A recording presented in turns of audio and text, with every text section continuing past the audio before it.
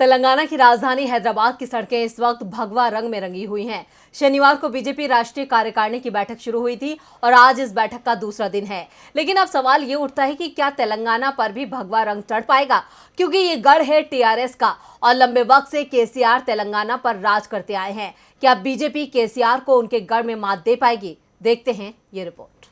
BJP इस वक्त दक्षिण भारत में अपने पैर जमाने की कोशिश कर रही है। बीजेपी की हैदराबाद में राष्ट्रीय कार्यकारिणी की बैठक में 2024 के लिए दिशा और दशा तय की गई है। 2024 में बीजेपी अपना फोकस दक्षिण भारत पर रखना चाहती है, लेकिन इस मिशन में सबसे बड़ी चुनौती केसीआर है, जो 2014 से पीएम मोदी की नीतियों का लगातार विरोध कर रहे हैं।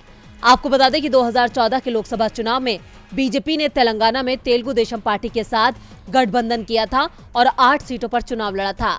बीजेपी को इन 8 सीटों में से महज 1 सीट पर जीत मिली थी।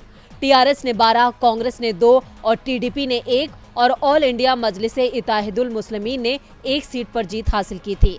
तेलंगाना में 17 लोकसभा सीटें हैं, लेकिन 2019 के लोकसभा चुनाव में बीजेपी ने 4 सीटें जीतकर सबको चौंका दिया था। 2019 में टीआरएस 9 पर आ गई, कांग्रेस 3 पर चली गई, जबकि असदुद्दीन ओवैसी ने अपनी हैदराबाद सीट बरकरार रखी। ऐसे में 2024 में बीजेपी बड़ा उलटफेर करने के मकसद से हैदराबाद में ये बैठक कर रही है। अब केसीआर भी पीएम मोदी के इस खेल को समझ चुके हैं, इसलिए वो लगातार विपक्ष को एकजुट कर रहे हैं और पीएम मोदी के सामने खुद को बड़े विकल्प के रूप में पेश कर रहे हैं।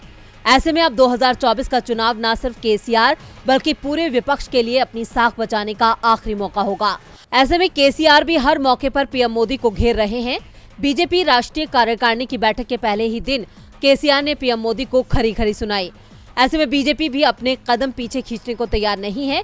बीजेपी ने जानबूझकर तेलंगाना को बैठक के लिए चुना है, जो टीआरएस का गढ़ है। भारतीय जनता पार्टी अगले साल होने वाले विधानसभा चुनावों में केसीआर सरकार को हराने का लक्ष्य लेकर चल रही है। बीजेपी की इस बैठक ने राज्य का सियासी तापमान काफी बढ़ा दिया है। तेलंगाना विधानसभा चुनाव 2018 में टीआरएस को प्रचंड बहुमत मिला था। तेलंगाना राष्ट्र समिति को कुल 119 में से 88 सीटें मिली थी, वहीं कांग्रेस ने महज 19 सीटों पर ही जीत दर्ज की थी। एआईएमआईएम को 7 सीटें मिली थी, बीजेपी को यहां 1 सीट और तेलुगु देशम को 2 सीटें मिली थी। और ये नजर आ रहा है कि केसीआर एक बार फिर 2018 का करिश्मा दोहराने की काबिलियत रखते हैं। डीबी लाइव की रिपोर्ट।